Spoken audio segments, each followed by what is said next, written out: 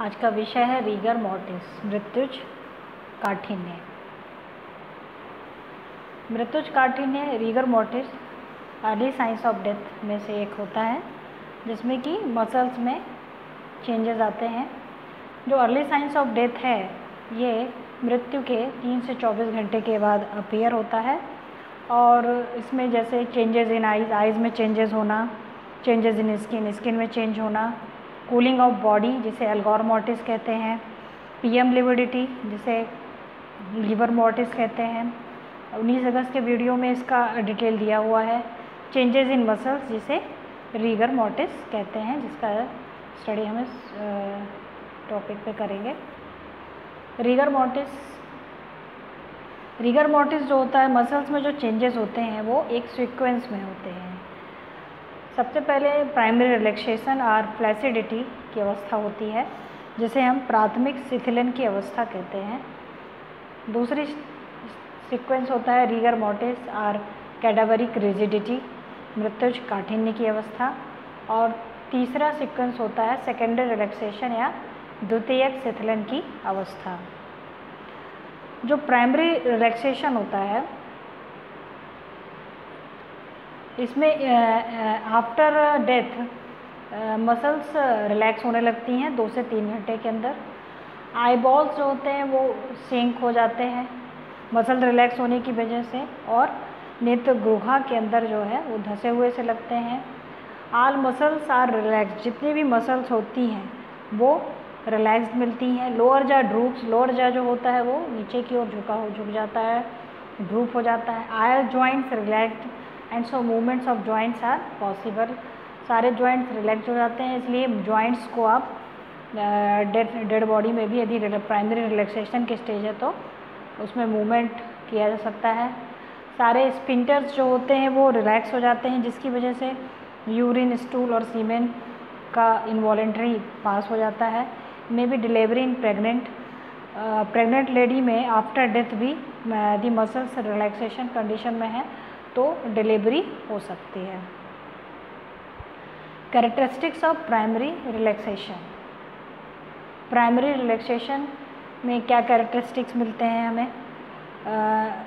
Primary relaxation coincides with somatic death, somatic death के साथ शुरू हो जाता है ये। This stage last from 2 to 3 hours, only that it will be till molecular death does not occur. After death ये 2 से 3 घंटे में स्टार्ट हो जाता है, जब तक कि मॉलिकुलर डेथ शुरू नहीं होती है, और एनएरोबिक एंजाइमेटिक प्रोसेस लगातार चलती रहती है। अब आता है रीगर मोर्टिस की डेफिनेशन। रीगर मोर्टिस जिसे मृत्युज काठिन्य, मृत्युज काठिन्य मतलब मसल्स का कड़ा हो जाना, कड़ापन आ जाना, जैसे कैडावरिक रिजिडिटी, रिजिड हो जाना, और डेथ स्टिफनिंग के नाम से भी जाना जाता है। रीगर क्या होता है? कॉन्ट्रैक्शन और स्टिफनिंग ऑफ मसल्स, और मोर्टिस मतलब डेथ, यानी डेथ के बाद मसल्स का क्या हो जाना? कॉन्ट्रैक्शन या स्टिफ, कड़ा हो जाना। इसकी परिभाषा क्या हो जाएगी? Rigor mortis is defined as contraction, stiffening, shortening and opacity of muscles after death. This change occurs after molecular death. ये सारे चेंज मॉलिकुलर डेथ के बाद होते हैं। और रीगर मोर्टिस में क्या होता है? मसल्स का आकुंचन हो जाना, कड़ापन आ जाना, और आकुंचित हो जाने से, संकुचित हो जाने से और कड़े हो जाने से मसल्स में शॉर्टनिंग हो जाती है और मसल्स ओपेक हो जाती है। इसके बाद टाइम रिक्वायर्ड, कितना टाइम चाहिए? तो आफ्टर रीगर मोर्टिस जो है डेथ के 2 से 3 घंटे बाद स्टार्ट हो जाता है, और 12 घंटे के बाद ये फुल्ली इस्टेब्लिश्ड हो जाता है। और आफ्टर 12 आवर्स धीरे धीरे ये ब्रेक होने लगता है, और मतलब थर्ड स्टेज जो है सेकेंडरी रिलैक्सेशन की स्टेज आने लगती है। इसके बाद आता है मैकेनिज़्म फॉर रीगर। रीगर का मैकेनिज़्म क्या है? तो जितनी भी ईच मसल्स हैज़ फाइबर्स, जो मसल्स होती हैं वो फाइबर से बनी होती हैं, विच है मायोफाइब्रिल्स। ये कैसे होते हैं? मायोफाइब्रिल्स होते हैं। और इनमें क्या टेंडेंसी होती है, कॉन्ट्रैक्टाइल एलिमेंट्स होते हैं जो कि प्रोटीन फिलामेंट्स एक्टिन और मायोसिन से बने होते हैं। In routine actin and myosin filaments are present in interdigitating form.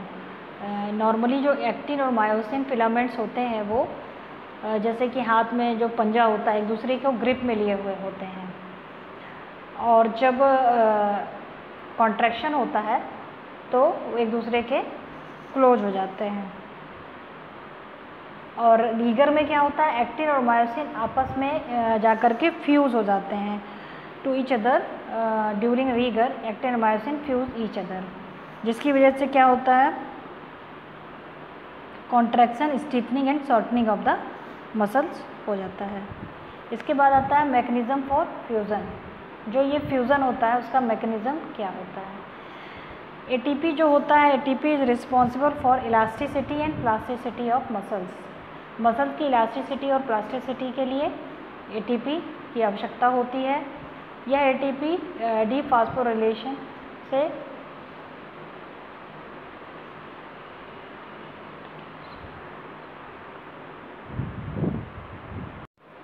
के बाद आता है मैकेनिज्म फॉर फ्यूज़न। जो एक्टिन और मायोसिन आपस में चिपक जाते हैं उसका क्या प्रक्रिया है, क्या सिद्धांत है। ATP is responsible for elasticity and plasticity of muscles. ATP जो होता है वो मसल्स की इलास्टिसिटी और प्लास्टिसिटी के लिए रिस्पॉन्सिबल होता है। एटीपी के डीफॉस्फोरिलेशन से एडीपी और फॉस्फेट और बहुत अधिक मात्रा में एनर्जी रिलीज होती है जो कि मसल्स के कॉन्ट्रैक्शन के लिए ज़रूरी होती है। और उसके बाद क्या होता है, एटीपी रीसिंथेसाइज हो जाता है लिविंग में, ठीक है। और आफ्टर डेथ, जैसे ही डेथ हो जाती है या डेथ के बाद पहला सोमेटिक डेथ होता है, उस समय एटीपी स्टोर एटीपी होता है वह मसल्स के रिलैक्सेशन के लिए सफिशिएंट होता है। इसलिए मसल्स जो है रिलैक्स हो जाती हैं, बट देयर सिंथेसिस इज अब चूँकि एटीपी बॉडी इनर्ट सब्सटेंस हो चुकी है तो एटीपी जितना एटीपी स्टोर है वो यूज हो जाने के बाद वो सीज हो जाता है, समाप्त हो जाता है। व्हेन ग्लाइकोजन स्टोर डिप्लेट्स, और ग्लाइकोजन का स्टोर भी जो है वो समाप्त हो जाता है। When ATP stores are reduce to below 85% contraction start. और जब एटीपी का स्टोर 85% से कम हो जाता है तो कॉन्ट्रैक्शन स्टार्ट हो जाता है। और जब यह 15% से भी कम हो जाता है तो एक्टिन और मायोसिन का फ्यूज़न होने लगता है, और ये आपस में एक्टिन और मायोसिन आपस में जुड़ करके एक्टोमायोसिन नाम का एक जेल बना लेते हैं, और इसकी वजह से मसल्स में ओपेसिटी दिखाई देती है। इसके बाद जो रीगर मोर्टिस होता है इसमें कौन कौन सी मसल्स इन्वॉल्व होती हैं, तो ये बहुत इम्पॉर्टेंट है पीजी एंट्रेंस के हिसाब से और कॉम्पिटिटिव एग्ज़ाम हो गए।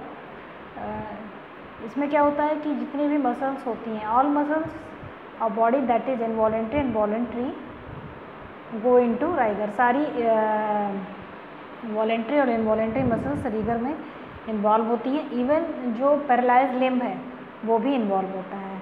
तो सीक्वेंस ऑफ मसल्स इन्वॉल्वमेंट कैसा होता है, इनवॉलेंट्री मसल्स में muscles of respiration and heart, और ये after death with in 1 to 2 hours start हो जाता है। जो वॉलेंट्री मसल्स हैं इनका जो सीक्वेंस होता है इसमें एक सीक्वेंस पाया जाता है, इसी सीक्वेंस में रीगर मिलता है। इसको हम कहेंगे टॉप टू बॉटम। तो सबसे पहले मसल्स ऑफ आईलिड्स, फिर back of neck, lower jaw, face, shoulders, chest, upper limb, फिर एब्डोमेन, फिर लोअर लिम्ब, इसके बाद small muscles of hand and fit. तो जो ये सीक्वेंस है टॉप टू बॉटम होता है। और जो सीक्वेंस का जो पासिंग होता है, यानी जो सीक्वेंस ब्रेक होता है जब सेकेंडरी रिलैक्सेशन में, तो जिस तरीके से रीगर हुआ होता है उसी सीक्वेंस में वो पासिंग ऑफ भी होता है।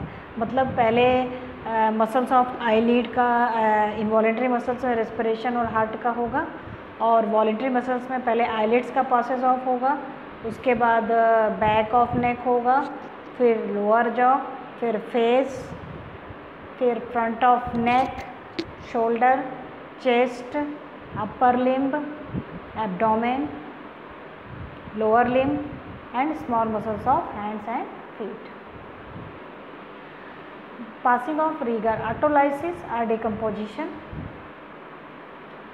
जब लेट साइन ऑफ डेथ जो होते हैं, लेट साइन ऑफ डेथ 3 है, डिकम्पोजिशन या जिसे प्यूट्रिफिकेशन कहते हैं, या एडिपोसर हो जाए या ममीफिकेशन हो जाए. तो उस कंडीशन में फिर जब ऑटोलाइसिस या डिकम्पोजिशन की कंडीशन आती है तब रीगर पासिंग हो जाता है या उसे फोर्सिबली ब्रोकन कर दिया जाए. अब कौन से ऐसे फैक्टर्स हैं जो कि रीगर को प्रभावित करते हैं. एज जो है 7 मंथ से कम का यदि फिटस है तो उसमें रीगर नहीं मिलता बिकॉज ऑफ नो ग्लाइकोजन. और एटमॉस्फेरिक टेम्परेचर में यदि हम देखें तो जो हीट होती है, हीट फेवर्स करती है रीगर को. यदि बहुत ज़्यादा गर्मी है या बहुत ज़्यादा गर्म प्रदेश में बॉडी है तो रीगर जल्दी स्टार्ट हो जाता है, क्योंकि increase breakdown of glycogen and ATP utilisation, क्योंकि ग्लाइकोजन का ब्रेकडाउन इंक्रीज हो जाता है और एटीपी का यूटिलाइजेशन. कोल्ड में जो है रीगर मोर्टिस डिले हो जाता है. Differential diagnosis. डिफरेंशियल डायग्नोसिस हम rigger mortis can be confuse with cold stiffening. Cold stiffening जिसमें अधिक ठंड की वजह से बॉडी जकड़ जाती है.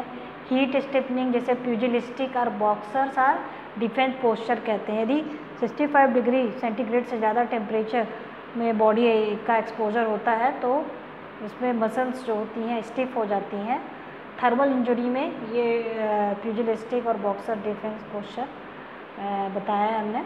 इसके बाद जो कैडावरिक स्पाज्म है, कैडावरिक स्पाज्म है इसको इंस्टेंटेनियस रीगर भी कहते हैं.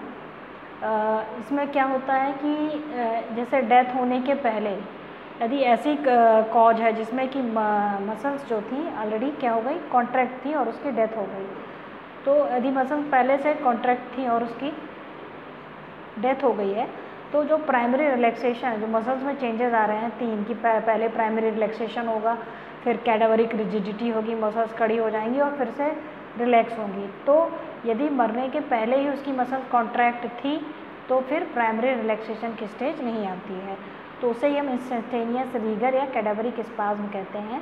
The muscles which are contracted are in spasm at the time of death remain in spasm even after death. After death भी वो स्पाज्म बना रहता है without the stage of primary relaxation. So this phenomenon is known as cadaveric spasm या instantaneous rigor. अब medico legal aspect क्या है इसका. Medico legal aspect of rigor mortis is a sign of death. इससे हमें साइन ऑफ डेथ पता चलता है. इससे हमें पता चलता है कि time since death can be known. Death कब हुई उससे उसका समय हमें पता चल सकता है. और it can be known if dead body was shifted. यदि डेड बॉडी को शिफ्ट किया गया है तो वो भी पता चल सकता है, क्योंकि शिफ्टिंग के दौरान जो है बॉडी ब्रेक हो सकती है, उसका रीगर ब्रेक डाउन हो सकता है. उसके बाद सेकेंडरी रिलैक्सेशन की स्टेज आएगी जो थर्ड स्टेज होती है. यह after autolysis muscles are again relaxed. इसे हम कहेंगे labelled as secondary relaxation. Muscles and pupils do not respond to stimuli. Primary relaxation में और सेकेंडरी रिलैक्सेशन में डिफरेंस क्या होता है कि प्राइमरी रिलैक्सेशन में मसल्स और प्यूपल्स विभिन्न स्टिमुलाई को रिस्पॉन्ड करते हैं, लेकिन जो सेकेंडरी रिलैक्सेशन होता है इसमें मसल्स और प्यूपल्स किसी भी स्टिमुलाई को रिस्पॉन्ड नहीं करते हैं. Thank you so much. Keep watching.